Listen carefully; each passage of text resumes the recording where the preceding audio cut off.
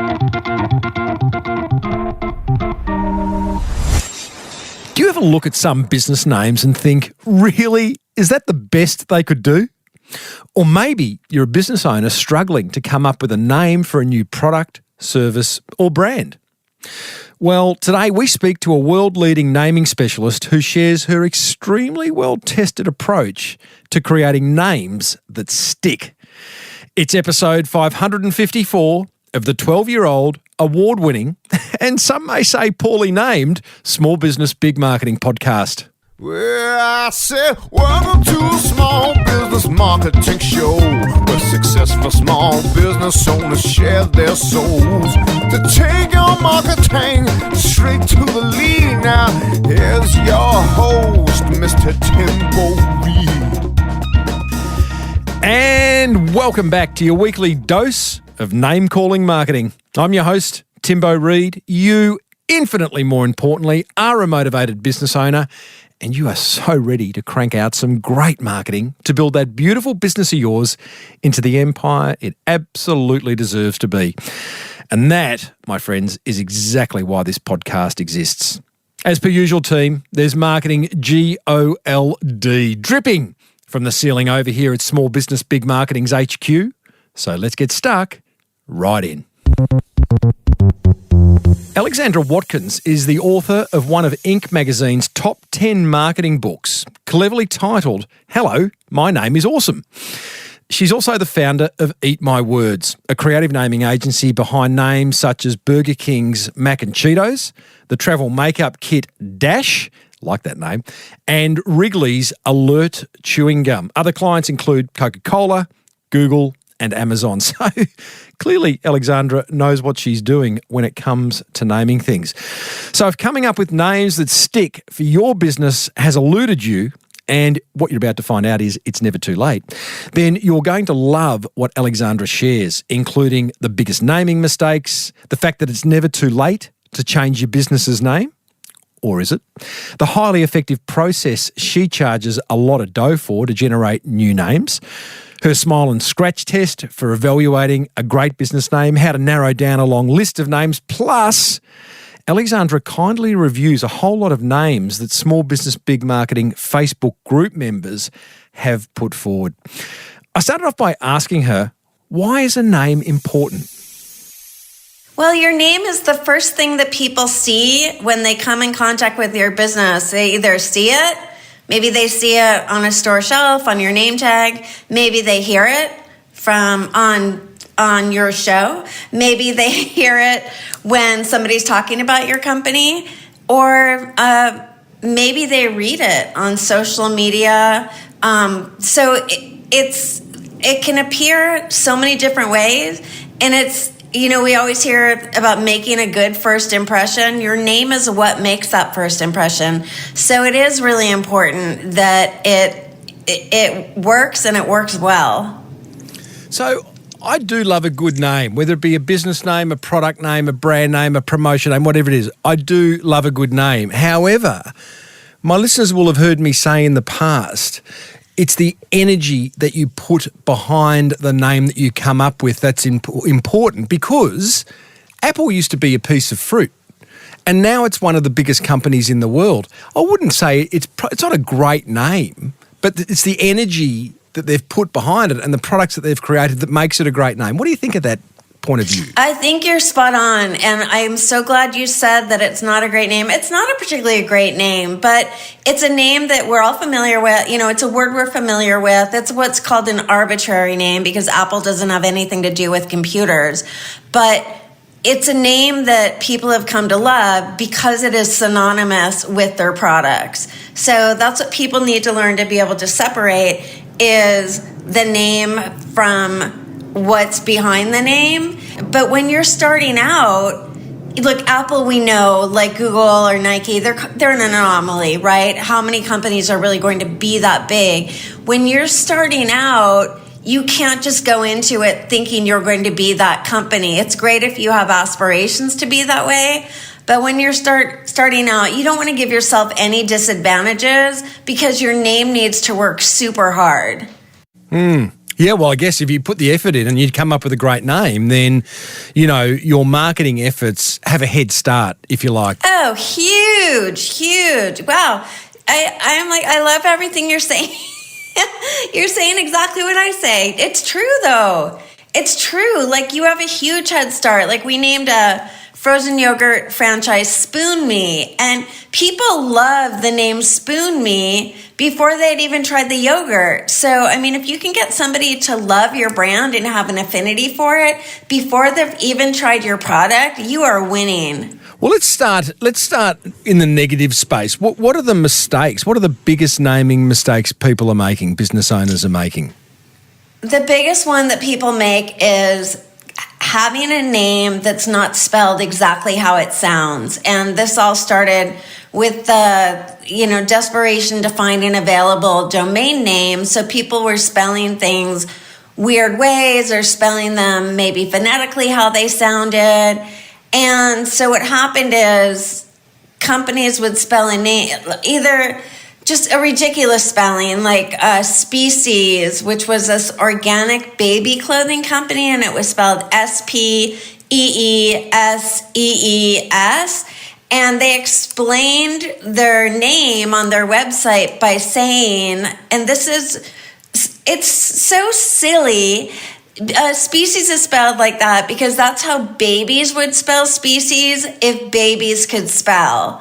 I mean, that's ridiculous. And there's so many companies that have to work backwards like that. And they realize, they're in such a hurry to get a name. They buy the domain name. They say, this is the name of our company. And they're not thinking it through. The minute you have to explain your name on your website, clearly you are on the wrong train.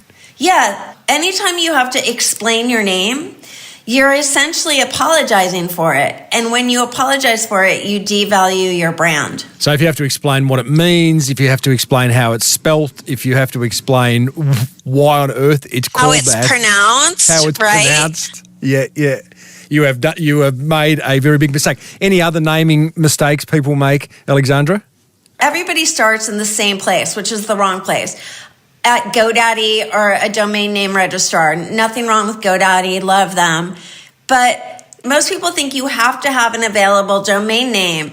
It's not true. You need to have a domain name that's available, but it doesn't necessarily need to match your company name exactly. So for instance, there's a online business called Knack, N-A-C-K, just like it's spelled, Knack. And it is tutoring. You can either be tutored or be a tutor. And their website domain is joinknack.com, which is perfectly fine. And it's a nice call to action. So they didn't let the fact that knack.com wasn't available or was prohibitively expensive, whichever it was, stop them any more than Elon Musk he had Tesla. He wasn't the founder of Tesla, but he lived with the domain name TeslaMotors.com for 13 years before he ponied up and bought Tesla.com. A lot of your listeners may remember that Dropbox for years was GetDropbox.com. Basecamp was BasecampHQ.com. And by the way, both of those companies had millions of users while they had, imperfect domain names. So, don't let the lack of a domain name roadblock you. There's always ways around it. Okay, so what we learned there was one of the mistakes business owners make is they go off to the domain name registrar to find whether the domain name is available, and that drives what name they come up with for their business, which is flawed. What you're saying is you can add from a domain name point of view, you could have, a verb in front of the name you like join, or a noun like HQ. After the name that you come up with. These are all valid things. Okay, so what we've learned there is you don't have to, your business name doesn't need exactly to match your domain name. What about all your social media handles? Do they need to match your business name? No, I mean, good luck with that, right? You have to get really creative there. Nobody expects you to have all of that any more than they expect you to have an exact match domain name. So it's hard to get your name on, Facebook, Instagram, TikTok. Okay, so the obsessive compulsiveness in me just needs to understand, though, if you've got, let's use Basecamp as an example. So Basecamp is the business name.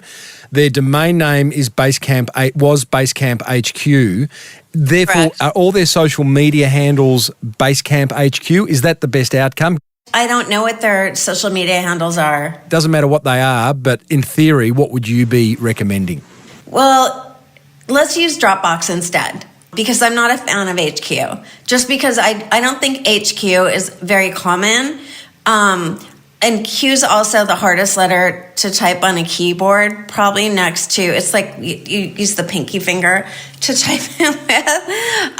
Dropbox. So if I don't know what their domain names are, what their social media handles are, but Get Dropbox was great. So they could be Get Dropbox for their Twitter, their Facebook, for everything else. Yeah, if you can keep it consistent, but it's so hard these days. I don't even know what's available. But I'll tell you this, we have a client who just got they must have paid a small fortune for the domain name that they did get, because it's an exact match domain that clearly a lot of people are using on social for various things, and they can't get any of the ones that they want on social.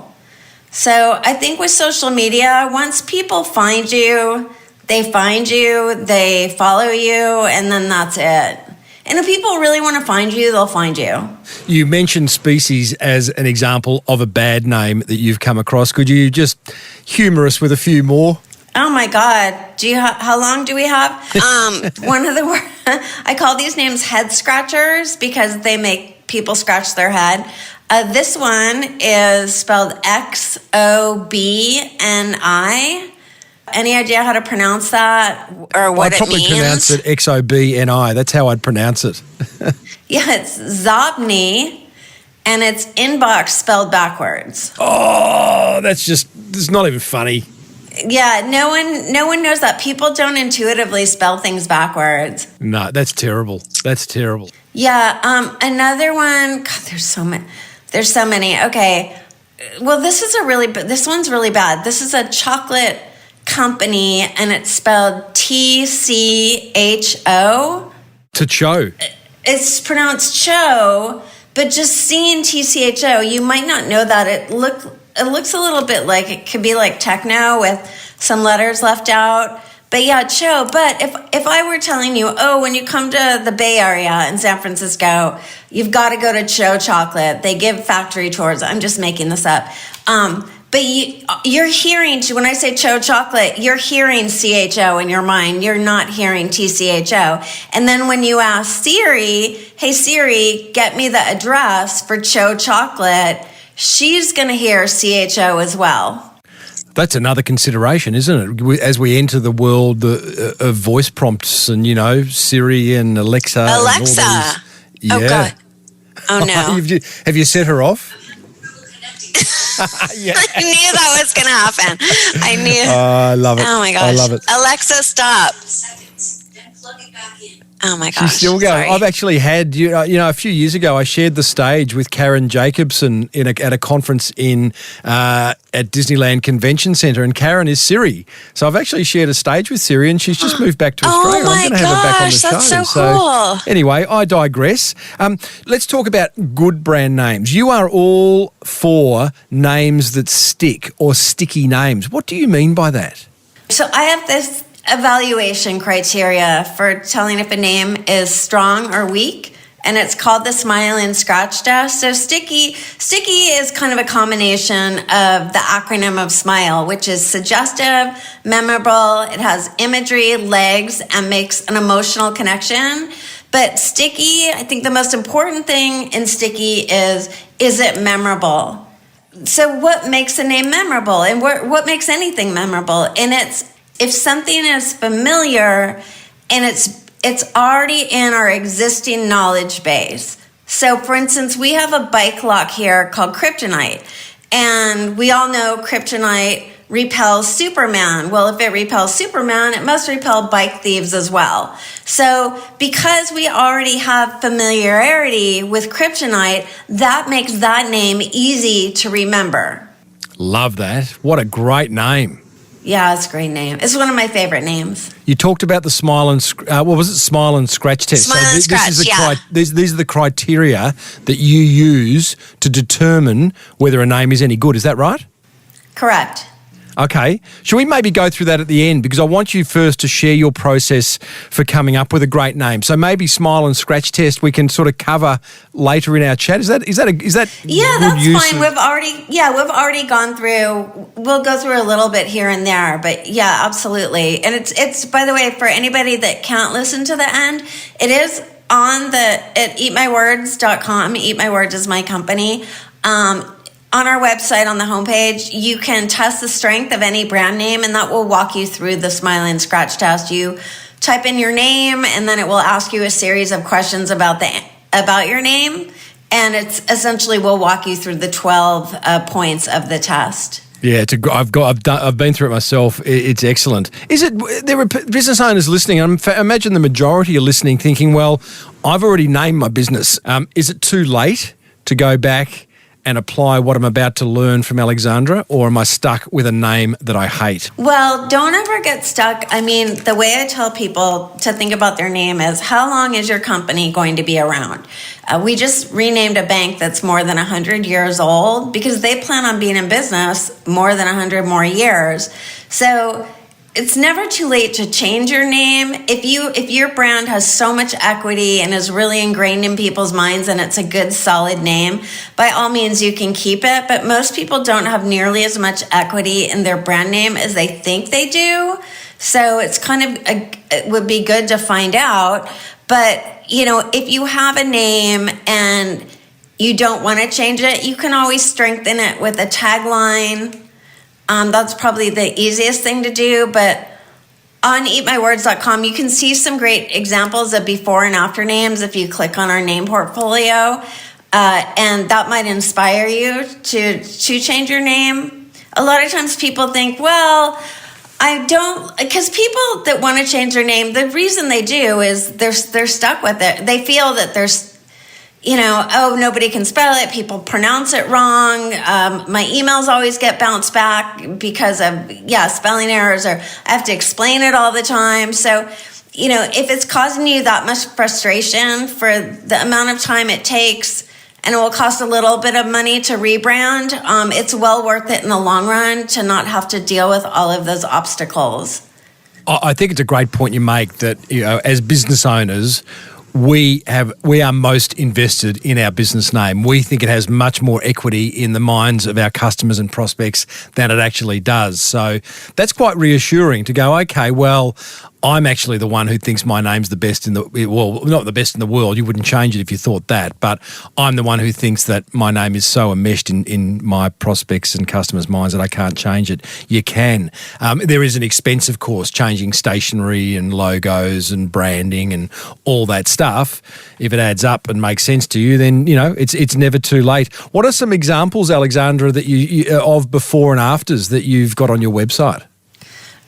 One that I really like it's a name of a women's entrepreneur association. This is a professional organization for women up in the Bay Area near San Francisco, and it was called the Forum for Women Entrepreneurs and Executives, abbreviated to FWE&E, which was, a mile long and a mouthful.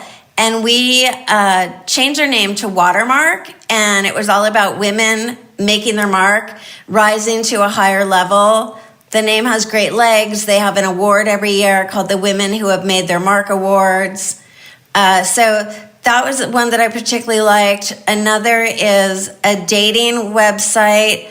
Well, it was a dating app where you could go into they would have to give permission, but your friends on Facebook could give you permission to hook up to this app, and then it would comb your friends' friends for their single friends, And then it would kind of show you those people as, 1 degree of separation away. And so the woman that founded this site had called it, or this app, she had called it Rendezvous, but it was spelled RNDVS or something. It was missing a lot of vowels.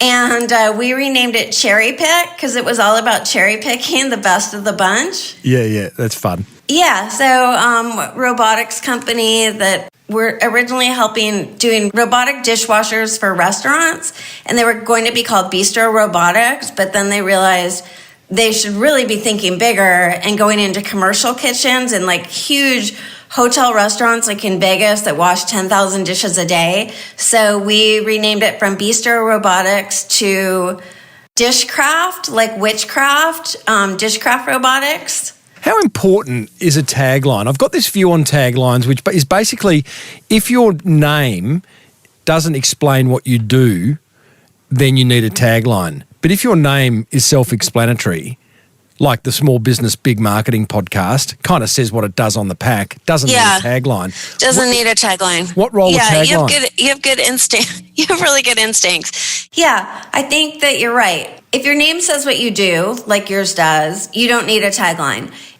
If you're trying to position yourselves in the marketplace, like against competitors, maybe a tagline's good, but a tagline can't really save a terrible name. It can certainly help, but it really helps if you have a name that lends itself to having what I call legs. That's the L in smile, meaning that it lends itself to wordplay and a theme. So we named a gourmet popcorn store Pop Psychology.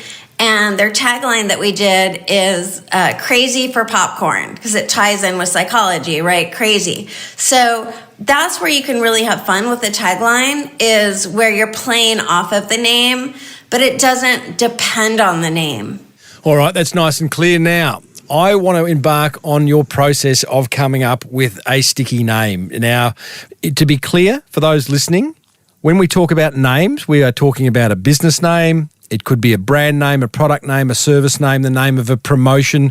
I'm sure Alexandra's process even applies to naming your dog or next child, but we won't go there today. We'll keep it in the business realm, Alexandra, if that's okay.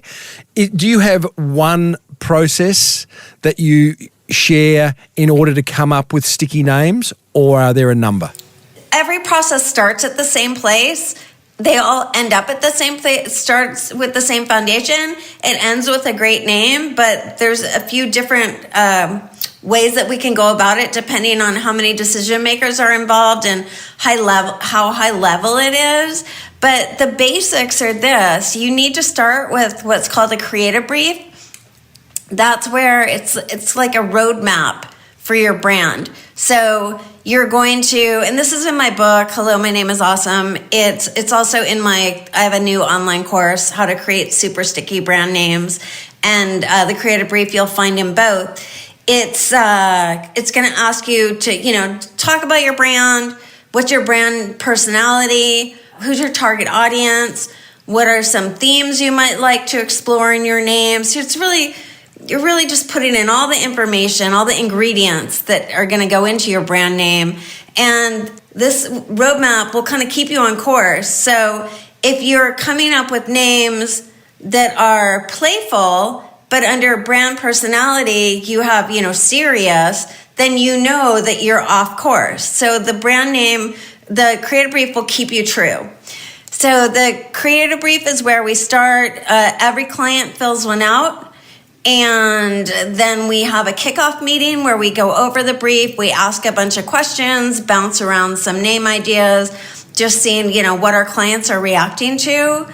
Can I just ask a question there? Because that creative brief process is important, but if someone's listening to this, they're going to probably be going through this process by themselves, not with a naming agency. Well, you still need a naming brief. And the way I look at that brief, and again, correct me if I'm wrong, it removes all subjectivity. It gives you something objective to keep referring back to answer the question, am I on or off brief? Correct. That's all really, really accurate, and you have an excellent understanding of it. the reason, and a lot of people that I help, like especially people that take my course, they are solopreneurs, but it makes them really focus on the name instead of, because when you're starting a business, there's so many different things you're thinking about, but the brief is all about your name. And you really want to think hard about it. It's going to, no other investment you make in your business will last longer than your name. So, nothing will get used more than your name. So you really do want to think pretty deeply about it. But in the brief, once you do have all of that information, it can really help you go in the right direction. And then what we do, and what anybody doing on this on their own can do, is go through the brief and look for concepts and start playing around with those words related to concepts. So let's say you were naming a new microchip. And so it's one of the themes there is things that are fast, right? It's fast. It's a product attribute. So then you could go on, for instance, a stock photography website and type in the word fast, and then you would see lots of pictures of things that are fast, and that could give you some great metaphorical names. I believe that a picture says 1,000 words, and that's why we use the internet all the time to come up with ideas, because it's just this amazing repository of stimulation for creative ideas. I love that. So, and that's probably what Kryptonite did when they were trying to name their padlock, their bike lock. So you could go to a stock photo library, or you could just go into Google Images and key in. So what you're saying is identify key words or themes that are part of the value proposition of this business or product or service that we're naming, and then key those into your Google Images or stock photo library, and you'd have a wealth of ideas already. Yeah, that's so true about Kryptonite. Like, they could have typed in tough, right? And maybe, or things that are tough, and, it's not always stock photo libraries. Just Google on the internet. Like, I'm always finding things, just typing in, I call it Google storming, and just asking Google different questions and just looking at lists. I'm always looking at, words and skimming. And I never know when something's going to pop out at me, but look for parallels, right? That's where I find my ideas.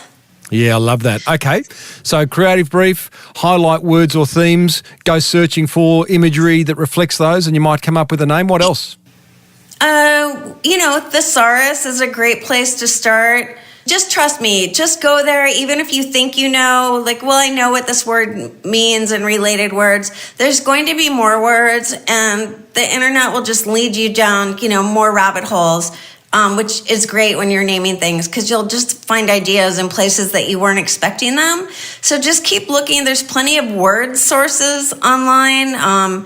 Rhyming dictionaries. I was naming. I can never talk about what I'm naming. Oh, well, we were naming one time it was like a productivity app for work, and we named it Live Hive. So that's a nice lyrical name. So anytime you can rhyme something, it's going to make it last. It's going to make it more memorable. So yeah, rhyming dictionaries are great. There's so many different types of dictionaries. Slang dictionaries are really good. So just keep digging around. You never know what you're going to find. Alexandra, at this point in the naming process, is it simple as open up, get an A3 piece of paper, a whiteboard, a journal, whatever it may be, and just you're shaking your head as if the answer is no, but Sorry. You lost me at whiteboard, sorry. Okay, gotcha. Is this the time where you just create a long list of ideas? Yes. Or is there some mythology we should be applying at this stage? No, Tim, you're very insightful. You should come work for me, really. Or maybe I should work for you. No, the sitting in a conference room, I guess whiteboard, I just cringe at, because I always say sitting in a white room staring at a whiteboard is not where colorful names materialize. And it's not, but you're spot on saying just write it all down. So yes, write everything down and don't start second. Here's the problem what people do. They think it and they don't even, maybe they type it, but then they go straight to GoDaddy and see if it's available. And if it's not, they're on to the next. They haven't even written it down yet. And then later when they they learn like, oh, you don't need an exact match domain name. They're like, oh, I never wrote down any of those names. I just kept checking GoDaddy. So write everything down. And believe it or not, we don't even look at domain names till the very, very, very end, because we're more interested in concepts. Write down concepts. And if you write down an idea and then you do look it up as a name later and it's not available, you still have your idea there, and then find a synonym for it or something related to it or nearby, or a twist on it. So, but if you just keep, I think a lot of people they come up with one at a time, maybe look for the domain name, but it's better just to like put them all down, then come back to your list, look at it again. That will help you. You'll come up with more, giving it a fresh look.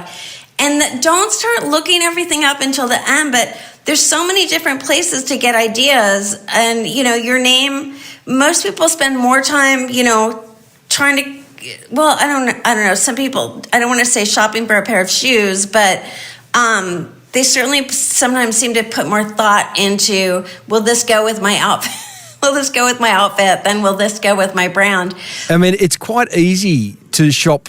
It's easy to shop for a pair of shoes. As a business owner and who's also a consumer, shopping for a pair of shoes is easy because we've done it all the time. Whereas if you are a business owner, you've never named anything, you haven't yet read Hello, My Name is Awesome, which is your book, and every business owner should if they need to name something. Yeah, it becomes, hopefully this discussion's making it easier. But right now, naming stuff for most people is quite scary, and they probably don't attach the importance, hence why we're doing this interview.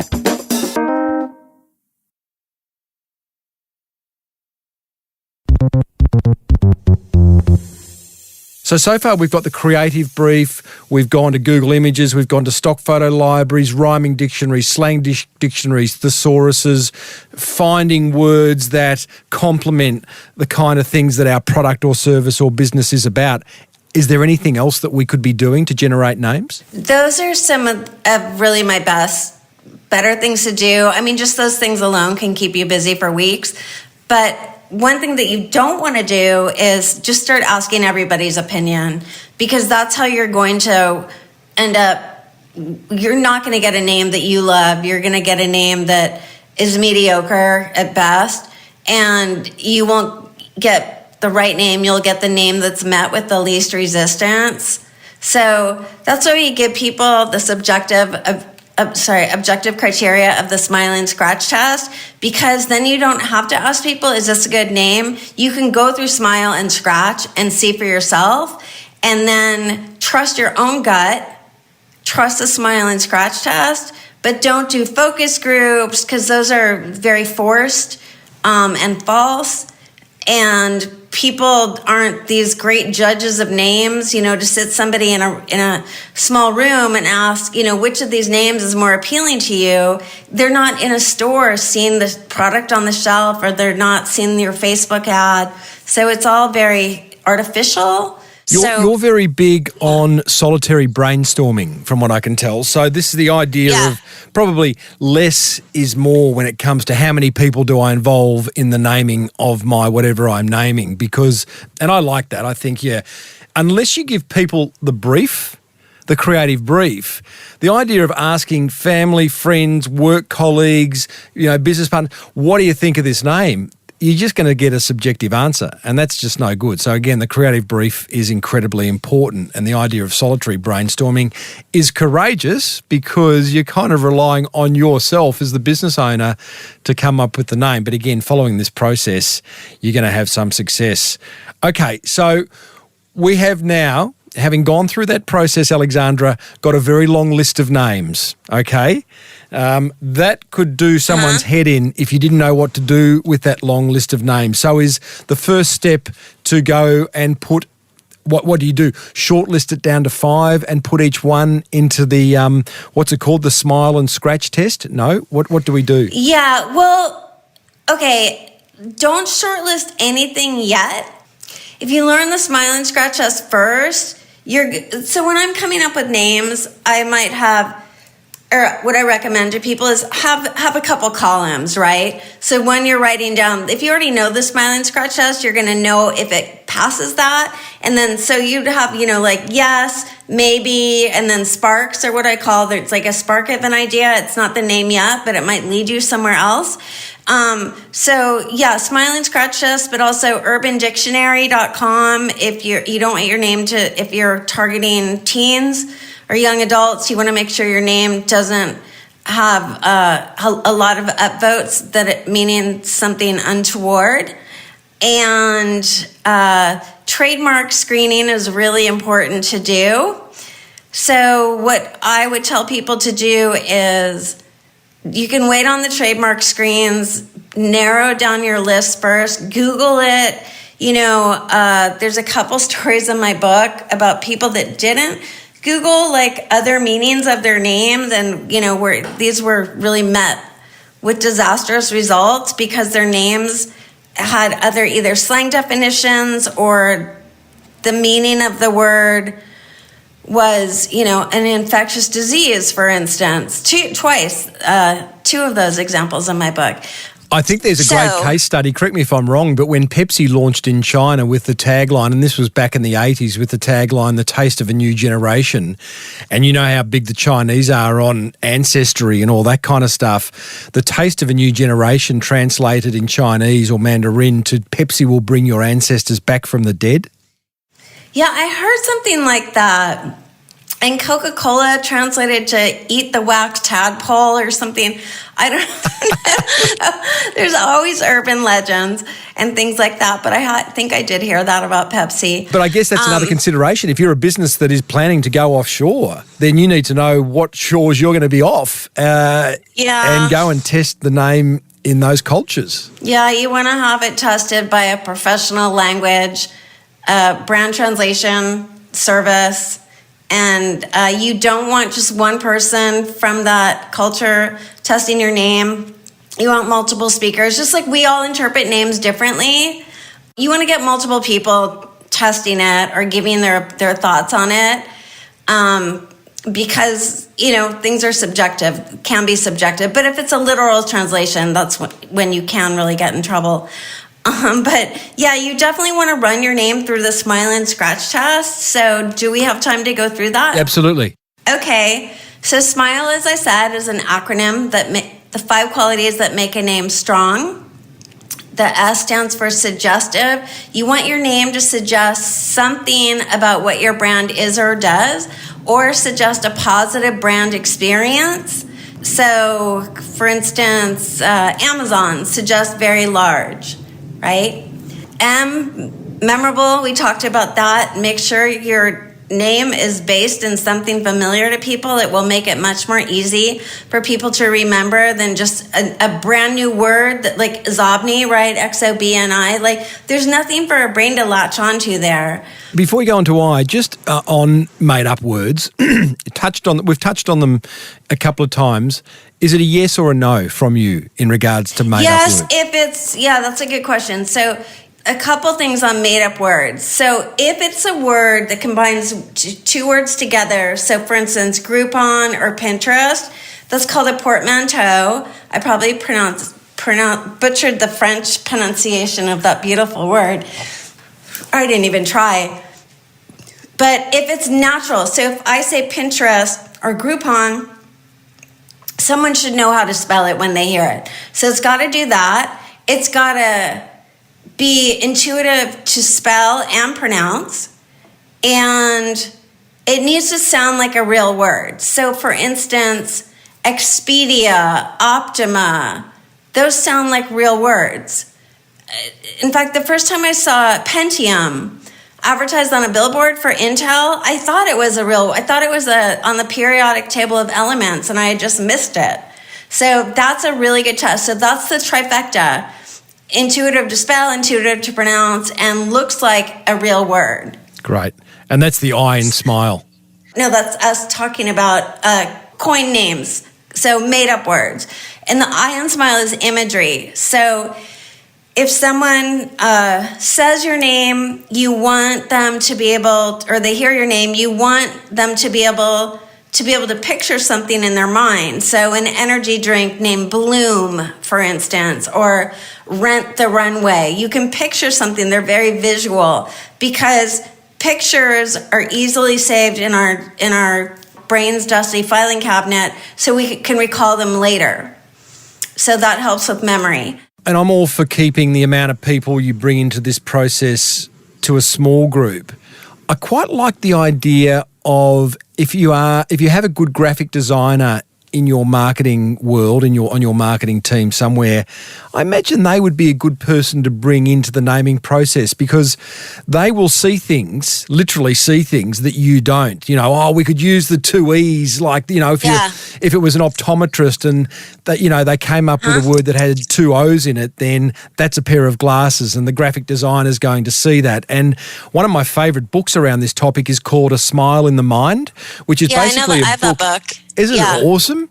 And it's just, the ways logos and brands put a smile in our mind by little visual tricks.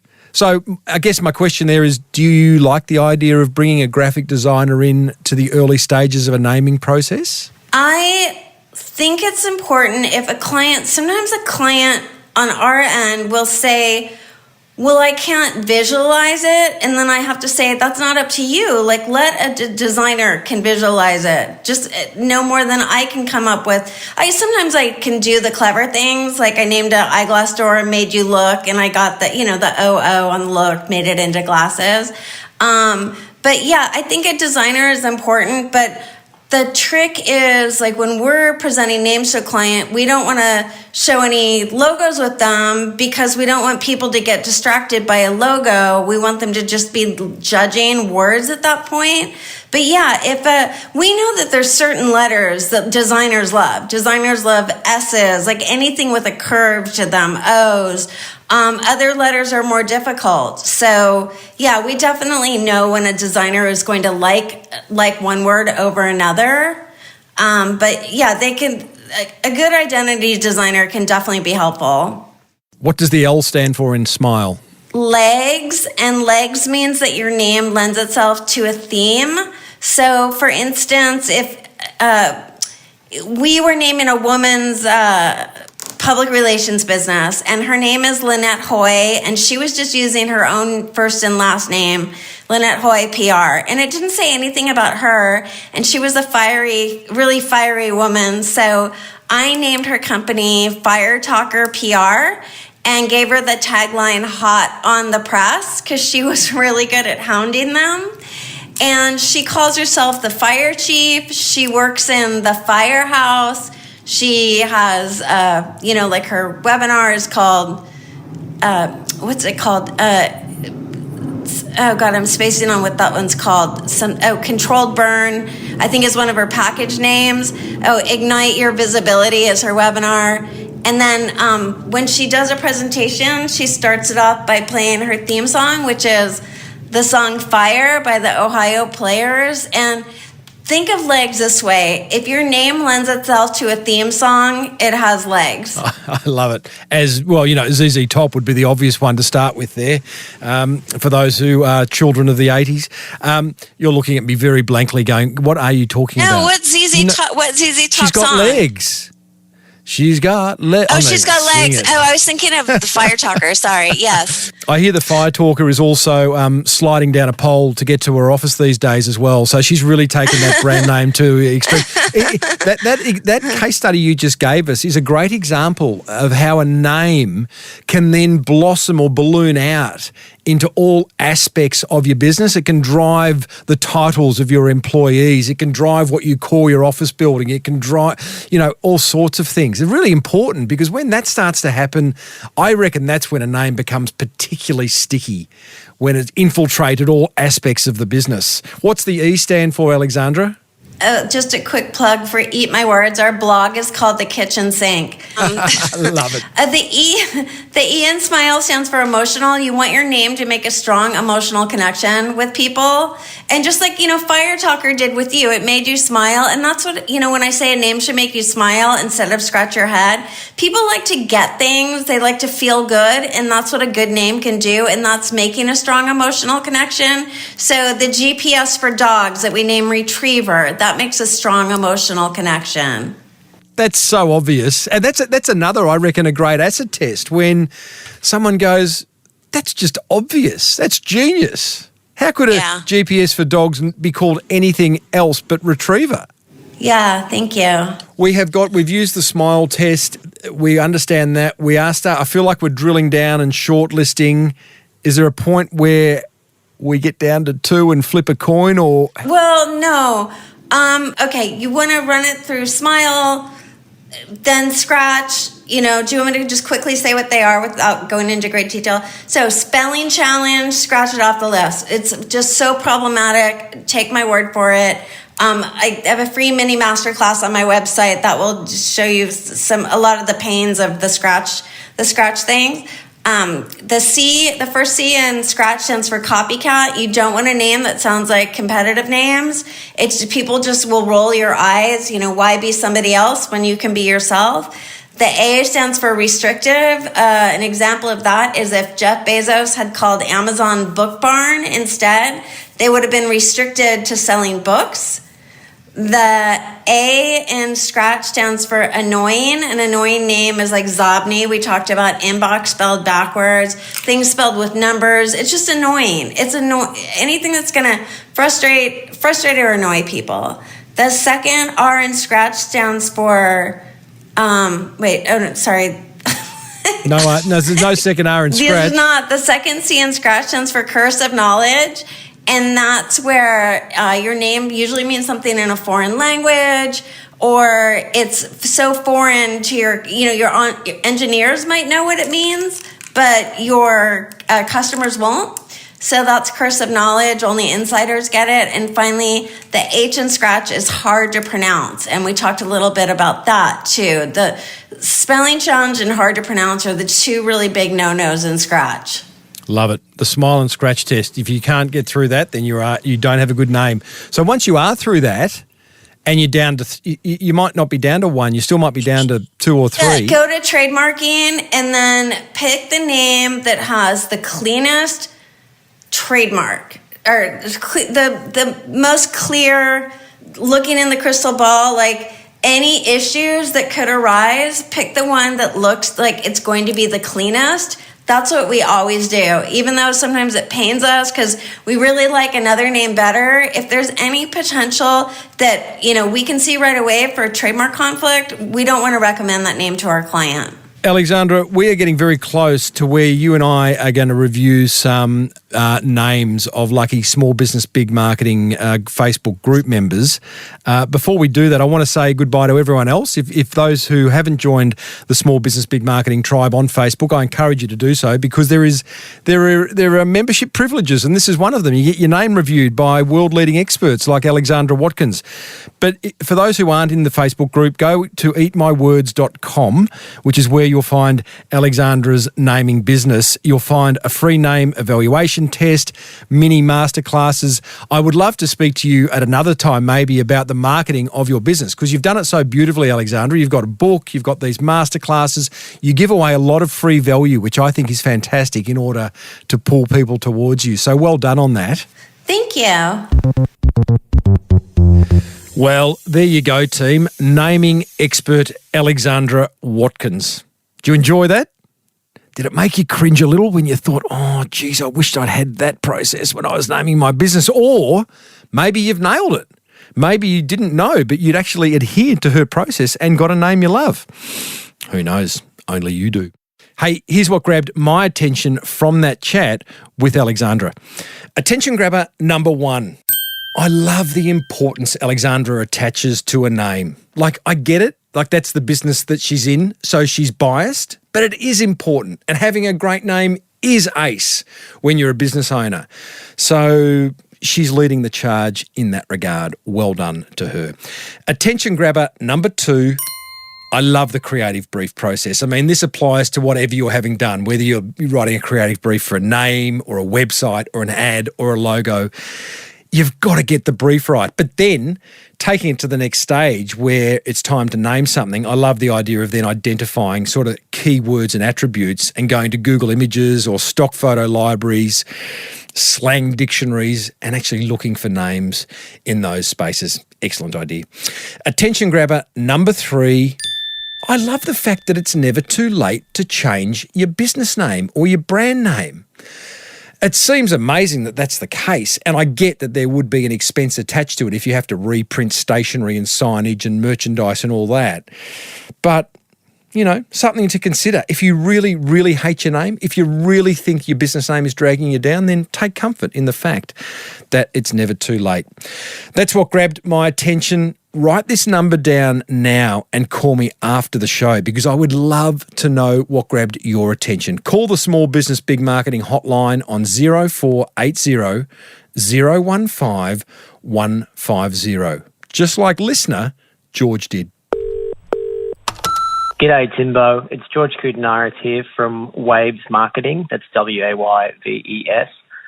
Just wanted to call and say how fantastic your Facebook group is, the Small Business Big Marketing Tribe.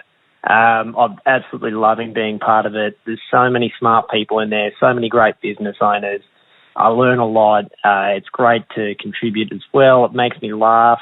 For me, as a small business owner, it kind of makes being that business owner slightly less lonely. It's wonderful to share your experiences with others and get advice when you need it. I'd just like to say to all the listeners out there, if you're not in it, I think you're probably missing out a bit. Definitely give it a go. It's a wonderful community to be part of. Thanks for doing what you do. Absolutely love the show and look forward to many, many more episodes. Cheers. George, thank you so much. And mate, I'm absolutely honoured that you joined the Facebook group and that you are getting benefit from it.